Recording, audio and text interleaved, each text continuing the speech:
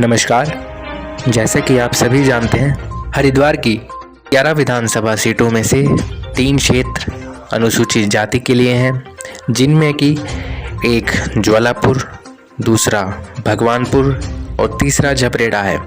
ऐसे में हम आपको लेकर चल रहे हैं भगवानपुर क्षेत्र की महिला प्रत्याशी ममता राकेश के पास, जो कांग्रेस की तरफ से चुनाव लड़ रही हैं। इस सीट पर वर्ष 2007 में बसपा से सुरेंद्र राकेश विधायक चुने गए थे।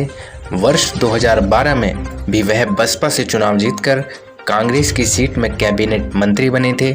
हालांकि वर्ष 2015 में उनका निधन होने के बाद उनकी पत्नी ममता राकेश कांग्रेस से उपचुनाव लड़कर भारी अंतर से चुनाव जीती थी।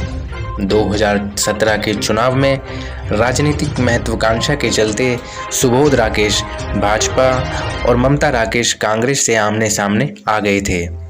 तब भाभी ने देवर को पटकनी देते हुए दूसरी बार विधायक बनने में सफलता हासिल की थी।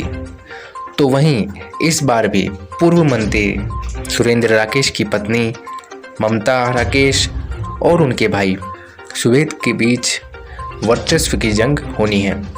भाभी ममता राकेश को जहां कांग्रेस ने टिकट दिया है, वहीं देवर सुबोध राकेश बसपा की हाथी पर सवार होकर चुनौती पेश कर रहे हैं। इस चुनाव में खास बात यह है कि भाजपा ने भी तीसरे प्रत्याशी के रूप में ममता सुबोध राकेश के खानदान के ही मास्टर सत्यपाल को टिकट दिया है। ऐसे में भगवानपुर विधानसभा चुनाव में तीनों प्रमुख दलों से एक खानदान से ही ताल्लुक़ रखने वाले तीनों प्रत्याशी विधानसभा भवन की कुर्सी पर बैठने के लिए एक दूसरे को परास्त करने के लिए चुनावी दंगल में उतर चुके हैं। देखना होगा कि भगवानपुर का मतदाता इस बार तीनों में से किसे कमान सौंपता है। इस सीट पर कांग्रेस, बसपा और भाजपा के बीच त्रिकोणीय लड़ाई देखने को मिलती है। ऐसे में हमारे संवाददाता नरेश तोमर ने ममता राकेश की राय जानने की कोशिश की और जाना कि चुनावी रणनीतियों को लेकर उनकी क्या तैयारियां चल रही हैं। कहा कि आपको परिवार के लोगों से ही लड़ना पड़ रहा है। मैं ये कहना चाहती हूँ आपके चैनल के माध्यम से सम्मानित जनता को कि विचारधारा की लड़ाई है, पार्टियों की लड़ाई है और विकास के मुद्दे की लड़ाई है। मैं विकास के मुद्दे को लेकर के जनता के बीच में जा रही हूँ और विकास का मुद्दा ही हमारी कांग्रेस पार्टी का प्रमुख मुद्दा है। हम विकास कराना चाहते हैं और आपस में भाईचारा और प्यार मोहब्बत से रहने का हमारा नारा है और इसी के तहत हम काम कर रहे हैं।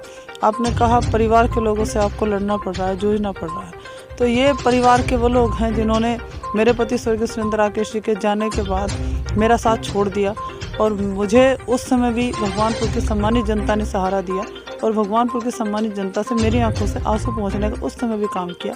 और मुझे पूरा यकीन है अब 2022 के विधानसभा चुनाव में भी भगवानपुर विधानसभा की सम्मानित जनता, सर्व समाज की जनता मुझे अपना आशीर्वाद और सहयोग उसी प्रकार से देने का काम कर रही है जिस तरह से पूर्ववर्ती चुनाव में उन्होंने मेरा साथ दिया। जैसे कि आपने सुना, ममता राकेश ने किस तरह यह बताया कि वह जनता को विश्वास दिला रही हैं कि अगर कांग्रेस की सरकार वापस भगवानपुर में आती है तो वह क्षेत्र के विकास करने में महत्वपूर्ण भूमिका अदा करेंगी। हरिद्वार की चुनावी माहौल को लेकर सारी जानकारियां पाने के लिए बने रहिए केवल बेबाक वार्ता 108 पर।